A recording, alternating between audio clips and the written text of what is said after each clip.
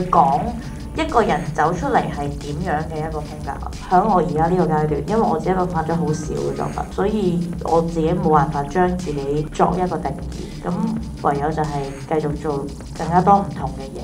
其實係不着痕跡，你只會去咗一個方向。隨住嗰個心，你要做嗰樣嘢，你慢慢你係咩人，你拍咩戲，即係深刻係。即係點樣可以有一個風格令到觀眾記得咧？我覺得呢個就係最大嘅問題嚟。點解我哋要拍嘢咧？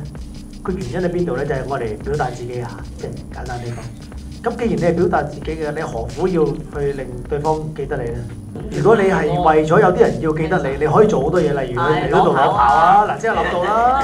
你話你幾想啊？一路諗住。即係我覺得，與其去研究點樣個風格可以吸引到個觀眾，倒不如你真係將自己即係最想表達嘅嘢攞出嚟先。即係導演唔係一個職業，拍嘢就係你想做嘅嘢啦。